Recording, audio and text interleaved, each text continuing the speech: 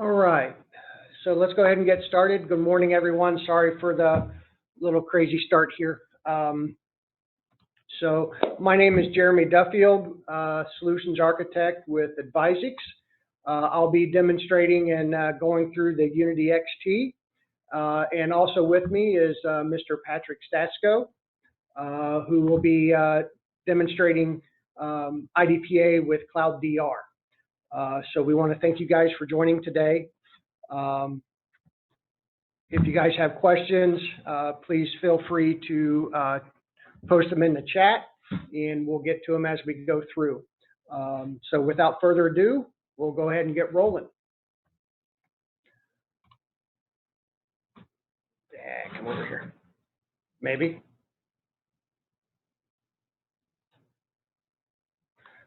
All right, so today we're going to talk a little bit about Unity XT and go through a demonstration, and then that will be followed up by the iDPA Cloud DR architecture and also a demonstration. So one of the things I wanted to discuss is Unity XT is, I think I calculated it up, is the 6th generation of the mid-range. Started out with the Clarion, went to the CX series, then the VNX 1 and 2 series, and then Unity, and now with the Unity XT. And as we can see here, the real big difference between the Unity and the Unity XT is the hardware that's inside. And so what EMC has done has gone to more cores, more memory with dual socket processors. One of the other things that they added or capabilities was increase the max drive count on the units. And so it has really increased the performance with the dedupe and compression. So what I wanted to show here is the differences between the Unity line and the Unity XT line. And today we are going to be looking at the Unity XT 480. So without further ado, we will bring that right up here. This is the Unity XT, which I am happy to announce is a HTML5 GUI, which is fantastic over Java. So the dashboard here is gives us the overall system health with the system storage, system capacity, the pools that we have configured, and gives us a quick look at the performance over, say, the last 4 hours, and also the system efficiency with thin provisioning, snapshots, and overall data reduction numbers. This is totally customizable, and you can create your own screenshot, or excuse me, your own main screen with whatever pieces and parts that you actually want to view. So next we have the system view, which I think is absolutely fantastic.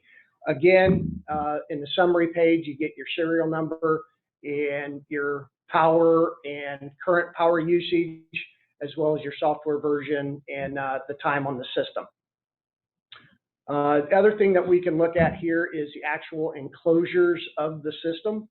We can look at the front of the system that shows us all the drives that are installed in the system, their product ID and serial numbers for if a drive fails, and also lets us know, here is where it would let us know which drive actually has failed if one does. Next, we can go to the rear, and we can click on each of these and actually take a look at what it is, each individual port, whether it's active, online, or not online.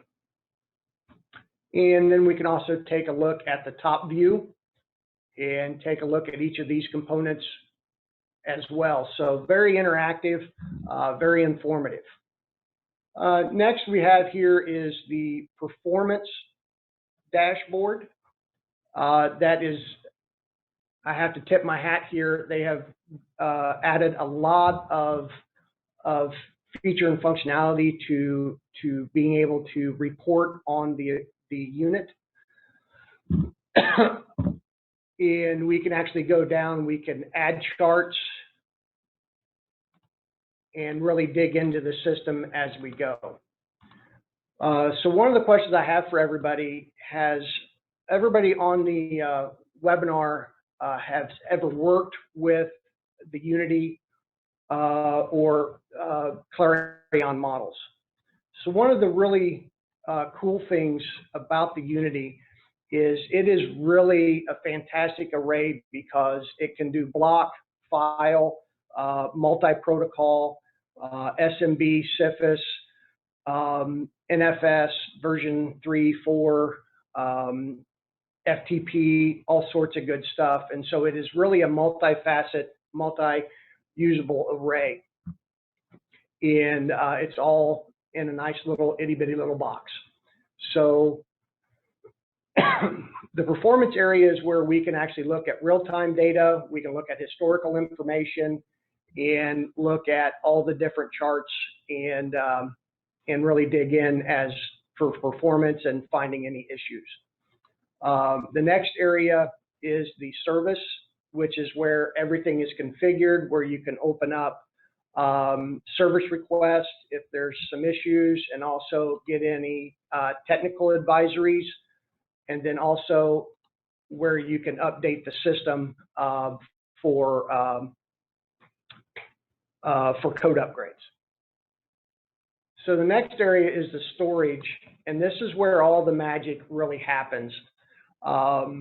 Take a couple minutes here. Is little historical information. Is back in the day, Clarion's used RAID groups where you could put pull disk and put them together in order to make RAID groups to configure for host access. Now they're doing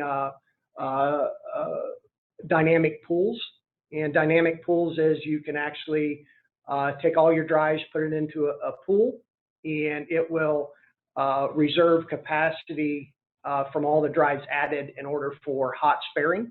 And this also allows you now to, if you need to increase storage capacity, you can add them as small as 1 drive increments to your pool. So we can go into the pool and actually look it over, see how many drives are in there, what type of drives we have, the size of the drive, and usage, snapshot settings, and what the RAID type is. In this case, we're using RAID 5.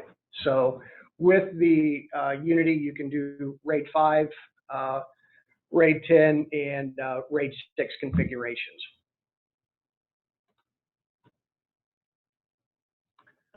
So here is where we can actually carve up block storage, and everything inside of the Unity Unisphere for Unity is wizard driven.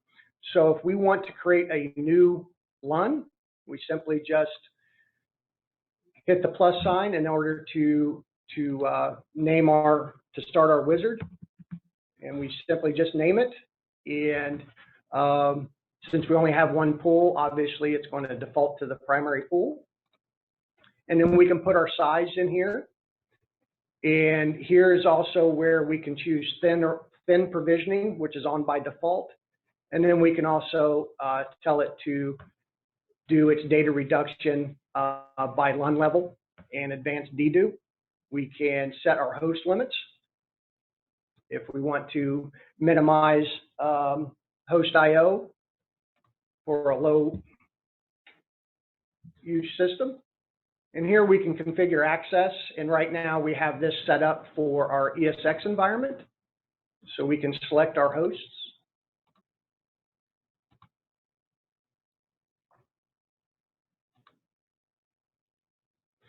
And we can also enable automatic snapshots creation and put it onto a schedule for saving data. We can create a new schedule. We can also enable replication for this device.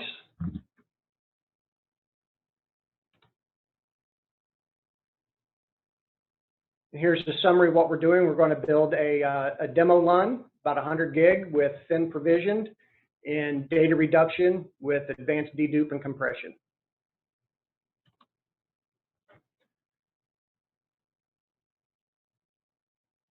This will start the, go ahead and start the task with creating the LUN.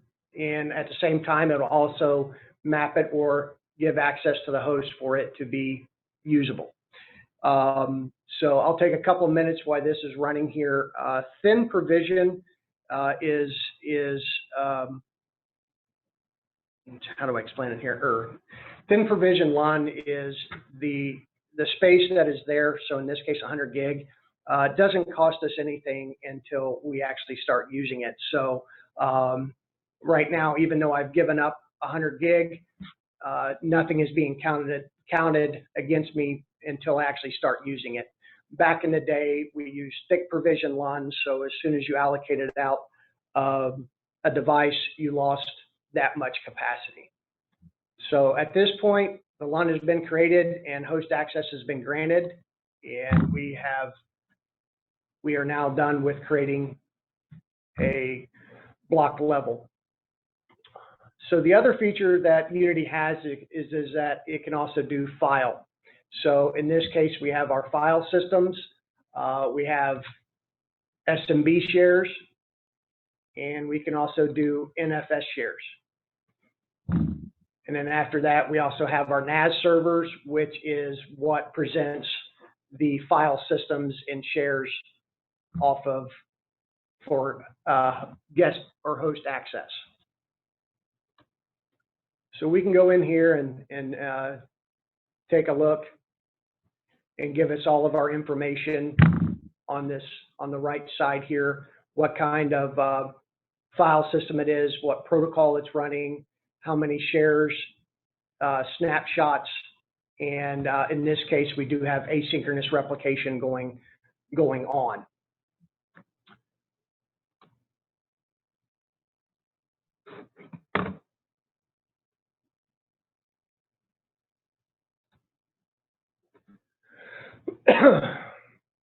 So the next area we can also do is direct connect, or we can do connections with VMware for vVols or virtual volumes, for VMware VMware administrators to be able to manage their own storage and create things directly through the API with Unity. The next area we have is host access, or the access area. This is where we can look at the actual hosts that are in our environment, what they're connected to, and what their storage counts are and things of this nature. We can also go in here and configure the vCenters and look at our ESX hosts and also the virtual machines and virtual drives that are assigned there. Final one is the initiators, and this tells us what is connected, what is not connected, if there's any issues, and with connectivity between the host and the array. So protection and mobility is where we look at snapshots, replication, and all the different interfaces with the unit. Here you can go and create your snapshot schedules, whether you have the ones by default or you create your own for special purposes. The replication section shows us the sessions that we have going between the two units, what the connections type is, and what mode they're running, and what the remote system is. And then interfaces. This is where we can configure the multiple different interfaces, whether it's fiber channel or IP based. And then the other neat feature with Unity is the import. So what this is a migration tool for both block and file. If you have an older VNX that you want to migrate to your new Unity, you can use the import feature, which you can set up the connections between the VNX and Unity, and these will do the migrations for you. And step-by-step wizard process and online. The next area we have is alerts and events. This is where you can look and see if there's any issues with your system for troubleshooting purposes. Next one is the list of your jobs. And we can see here is the LUN that we created. Also is our logs with things that are going on behind the scenes with the system. And then finally, we also have the support area. And this is where we can go and look at, we can order parts for failed pieces with failed drives or such. We can download documents. We can take online training, how-to videos, and software downloads. So all encompassing, all inclusive Unity. And we also have APIs and things that we can use for automation to communicate directly with the array.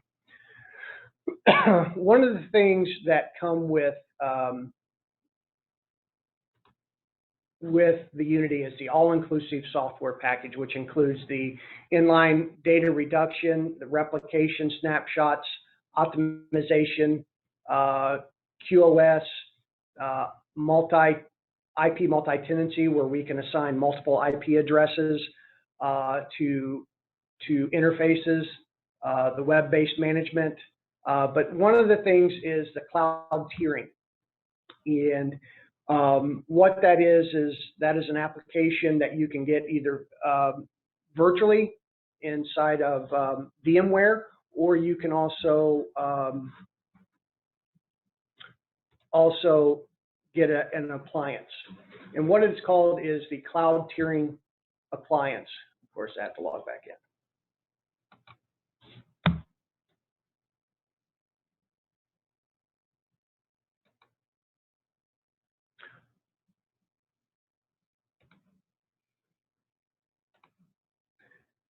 The cloud tiering appliance in this case is a virtual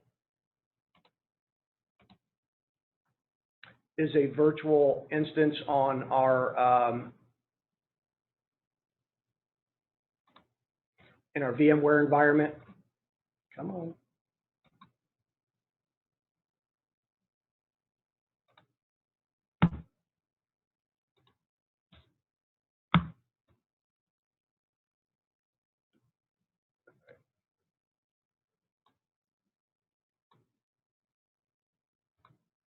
Give me just a second. Moved it over. There it goes. Took a second to load. This one, however, is Java-based currently, or Flash. So this is a cloud tiering appliance, and we're looking at the configuration tab. We can look at the dashboard here. And this gives us the overall view of the CTA. Configuration is where we go to in order to set up our configurations to the Unity and also into our cloud. So in this case, I have connectivity to Amazon S3 protocol. With the CTA, we can archive file systems, and we can also archive snapshots off the system to the cloud. And this is done via policies and schedules. And this is how we can keep older data moved into the cloud and keep it off of, and keep the capacity down on older files and stuff. So you can actually take a look at these policies, and you can do it based on size. You can do it based on last access time, so for your older files that aren't in use. And you can run them on a schedule, or you can run them ad hoc. And that is really, the CTA is how the Unity will communicate with the cloud.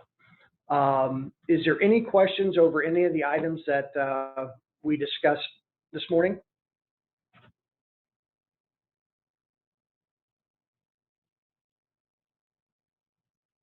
Okay, I will go ahead and turn it over to Patrick for the iDPA portion.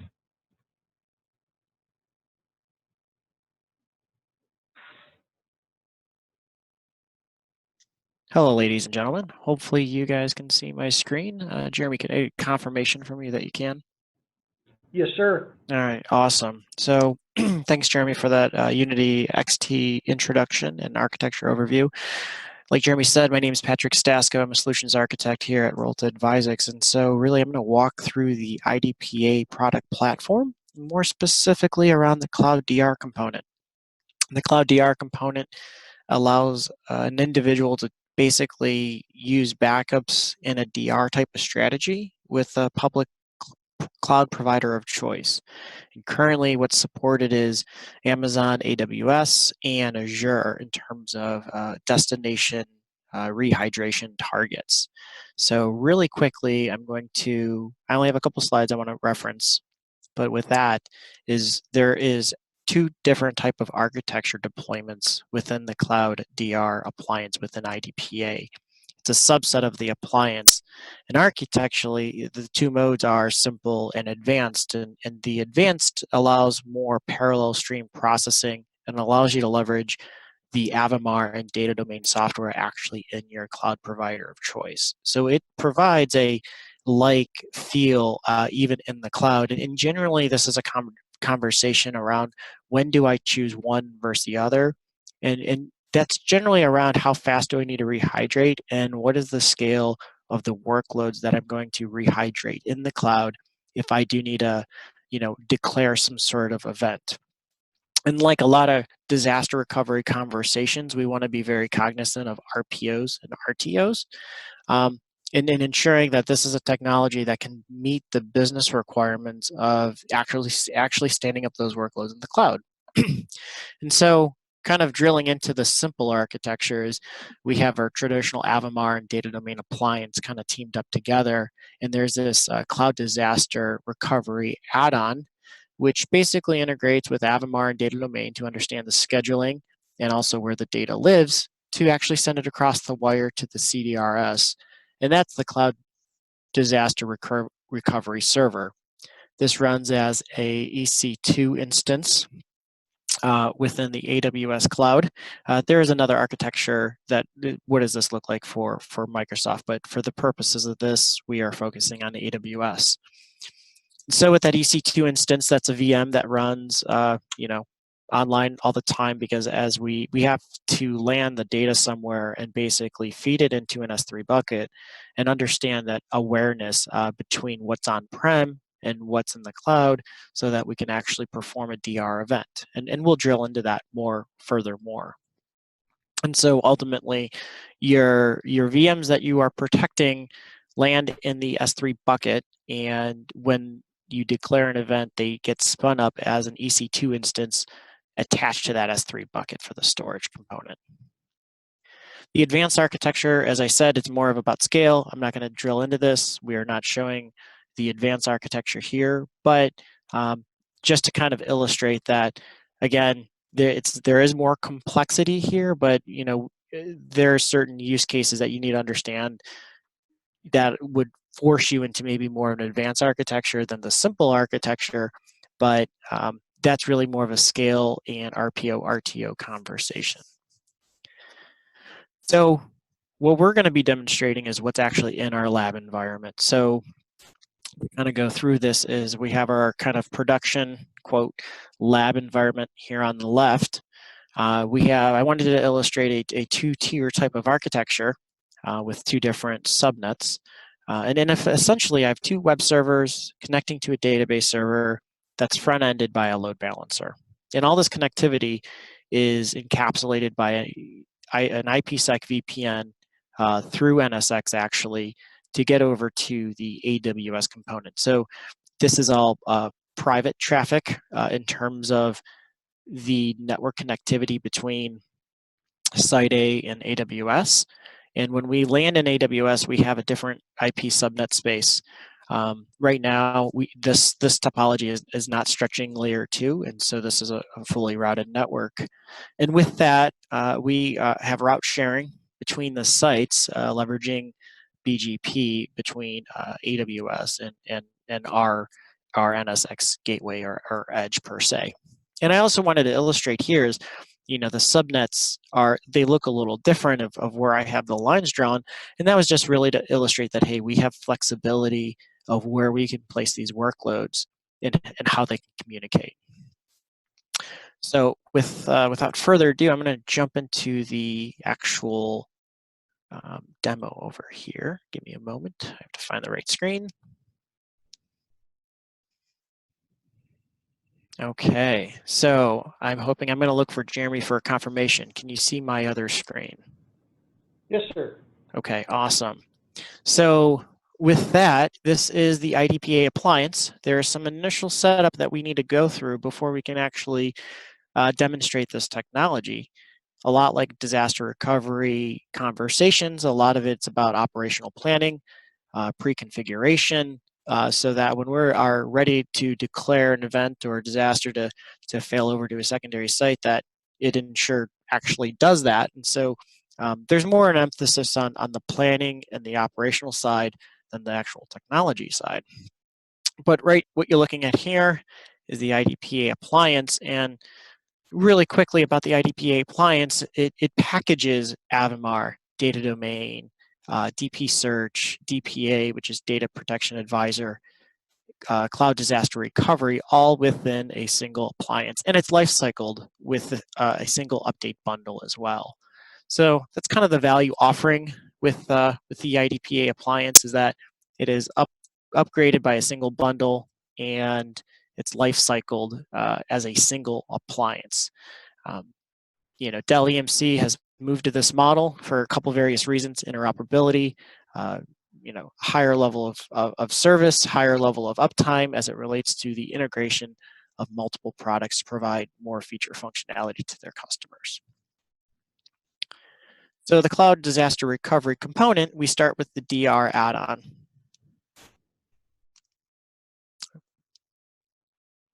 So the cloud DR add-on really is kind of the basic configurations of, what is my IP, what is my domain name, DNS servers, NTP servers, so on and so forth. And so this is basically indicating, a lot of the settings that you would have on-prem at a production site.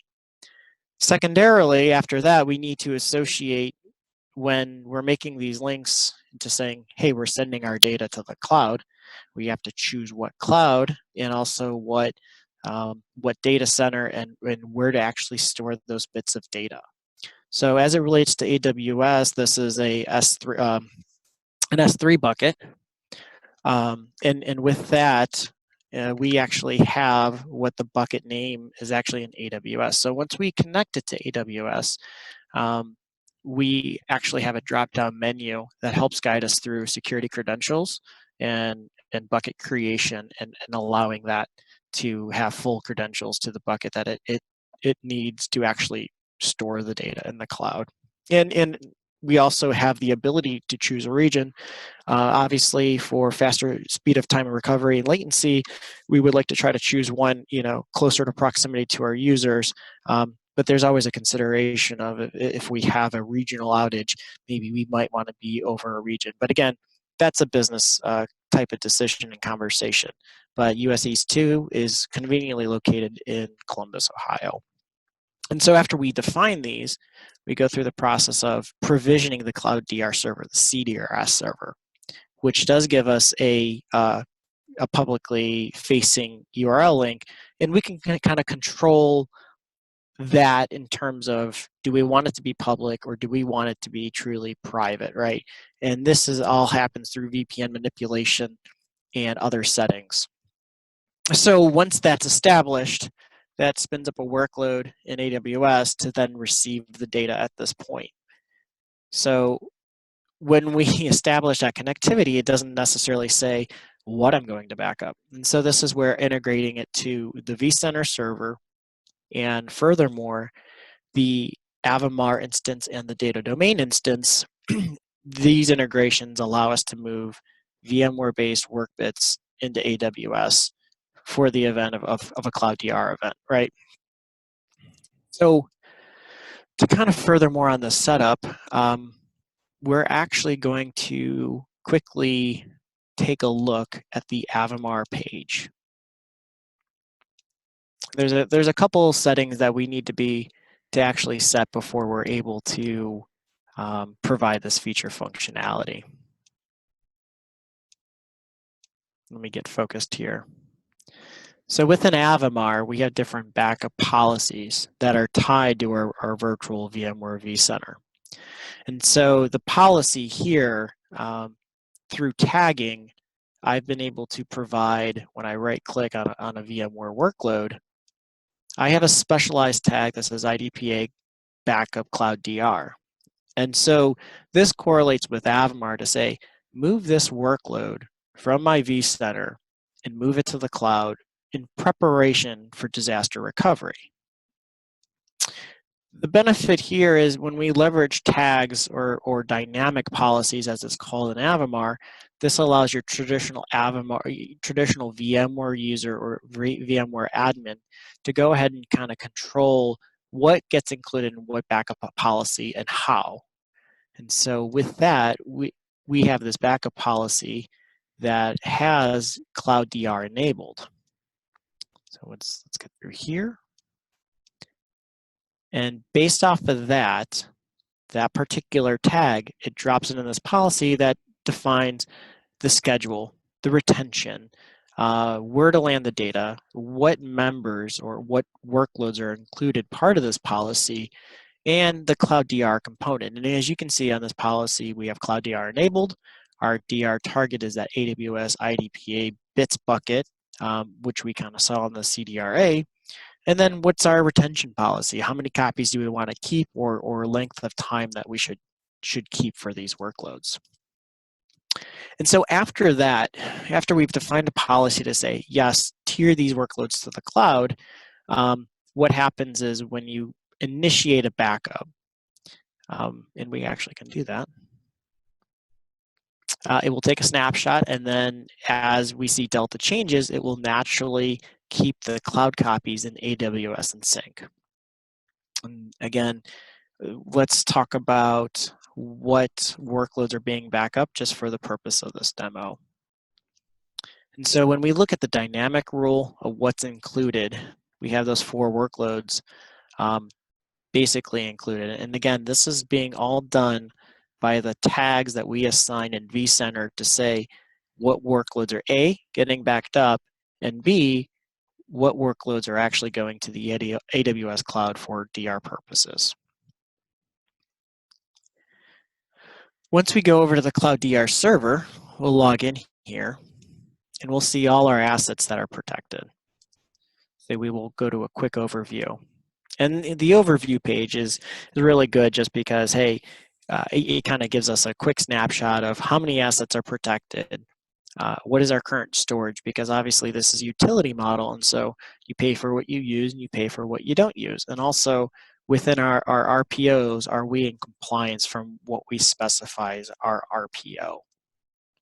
So when we look at recommendation or asset protection, these are the 4 assets that we have protected, and we can see last night's backup copy was transmitted successfully over the wire through the VPN from our lab environment to AWS through the IPsec tunnel.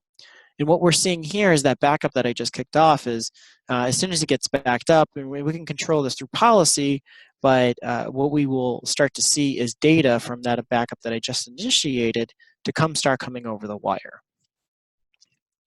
But now that I have the data bits inside AWS, now what do I do with them? So again, back to the operational part of disaster recovery and business continuity, is we actually have to define a recovery plan. And this is very similar for any user that might have dealt with Site Recovery Manager with VMware. This is essentially a plan that we include assets, how do we re-IP, what networks, what security groups in the cloud, what does that look like? So we're going to drill into our web app failover. And so we define a name, a location. Again, this is in close proximity to us. And then the security group, what kind of network permissions or ACLs that these workloads get in the cloud, basically saying, what is the firewall policy here? And so we define our default network as well. And we can make other decisions based on tags that we provide that are dynamic within AWS. And so now we would add members, right? We have a couple other members that it's aware of. But for our planning purposes, is we have this two-tier web app that we need to go ahead and provide protection over. And so through each one of these, there is a boot order of which is the order of precedence, which one needs to come first, second, third, so forth. And this is very common that if this is like a domain controller, a DNS controller, those boot priorities would be higher than some of the other workloads because there is a dependency relationship with some of those services. But we'll drill into the database one here as we have a highest boot order. We're saying exactly what network is this on. And again, when we enumerate this list, this is all being pulled via APIs of the from the AWS. So these objects are created and managed within AWS, and then essentially, with that, we assign a policy that's already existing in the cloud. So the fundamental takeaway is that there is a big emphasis on the pre-planning and around what do the networks look like and what do the security groups look like or the firewall policies look like as it looks in the cloud. And then advanced, we can automatically choose what the machine looks like, and these are the sizes of the instances of the actual VM workloads. And there's different pricing models based off of how these are sized. But for the sake of the demo, we don't need a lot. It's a basic web server. And secondarily is what's our IP address when we land in the cloud because we can't have overlapping layer 2 subnets. So what is the destination IP address in the cloud there? And so with that, once we define a plan, we can actually now initiate a recovery. And so simply, we would go to the plan recovery. We can do test or true failover. There's a difference. Test keeps the ones on-prem still running. Failover assumes that it's a smoking hole. And some of the behaviors is a little different in failover. But for our instance, as we tested, and I actually did this test yesterday because there is a time to rehydrate in the cloud. Again, when we were talking about the simple or the advanced deployment of Cloud DR, this can be a deciding factor. This was deployed, so there's a process that happens when you initiate a test or a failover is it takes that virtual VMware VM and basically rehydrates it because it is compressed and deduped, and then it converts it through a converter because Amazon does not, in the public cloud, does not run VMware ESXi as the hypervisor. So the virtual machine actually goes through a conversion process. There's an important note to understand here is within that conversion process, not all operating systems that you may be running in VMware are actually supported on the cloud providers. And this varies from cloud provider to cloud provider through that conversion process. Each, AWS and Azure have their own supported operating systems that they support on their hypervisors, but that is definitely referenced and referenceable material. So also, kind of illustrate that what we've done here is I'm going to go ahead and access my on-premise load balancer. And so when I've hit the front door of that web server, that load balancer, it dropped me on Cloud DR Web 1. And these are subnets that we find within our lab environment. So anything 172.25 is basically within our lab. And so when we initiated that failover, for friendly namesake, is I dropped AWS into that. So let me first verify on this demo here is that this database connection is successful, and what we're going to do is actually turn that database off really quick.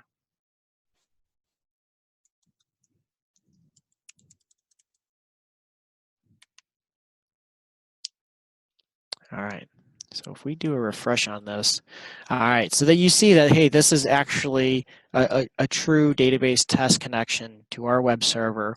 And maybe this is the event that say, hey, we need to declare maybe that there's corruption or some other reason is our web servers cannot communicate with the database server. This is a mission critical app. Again, as long as it fits within our RPOs and RTOs, we'll be able to go ahead and spin this up. So when we point the entry to the AWS instance, we should see a similar interface, and it's just taking a moment to route itself to wherever the data center is. And so maybe it's getting cached. 1 second here.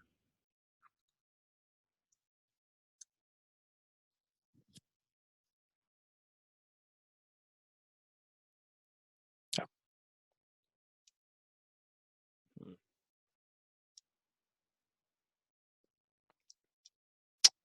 Let's see this really quick.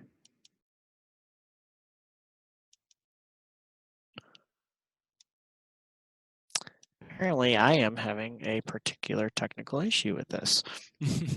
And again, this comes down to a lot of the pre-planning as it relates to the security groups and the security policies within our cloud workloads.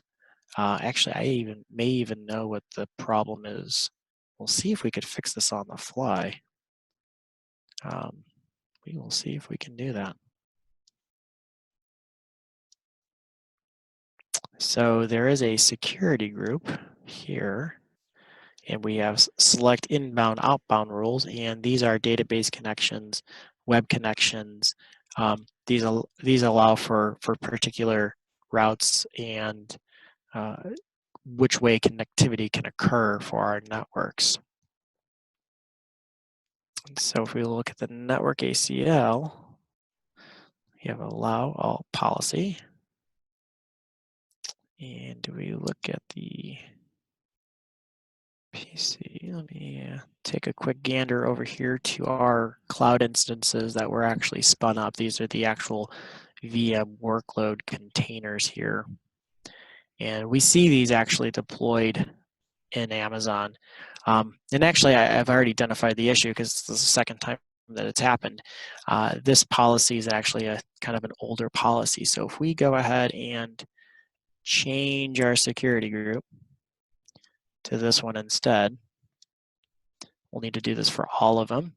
This security group is actually defined within iDPA when we fail over, but it generally seems from the troubleshooting that I've gone through is that 9 times out of 10, if you can't access something in the cloud, it's because of a security group change or mix up in security groups. So there's a little bit of tribal wisdom. The reason being is that in AWS and Azure is that by default everything is deny. And then so what that means that you have to implicitly imply anything that you need to allow. So let's try to give this one another gander. Okay. Let's see. Try this over here. Service unavailable. Okay, so we're striking out today. But anyways, fundamentally, we were able to stand up the workloads in AWS. We have the workloads running, and with a little bit more troubleshooting, again, DR connectivity is all about operational process, ensuring that you have a run book ready to play and you test on a regular basis is a key to any DR environment, whether it's in the cloud or on-prem. So with that, I'm going to open up for any other further questions.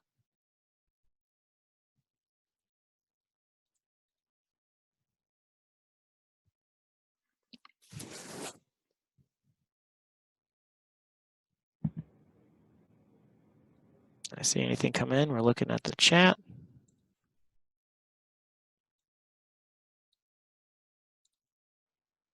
All right. Well, with that, I don't see anything else coming in. So thank you for your time today. And if you have any questions, please reach out to us. We'd be happy to help answer any of your needs you may have.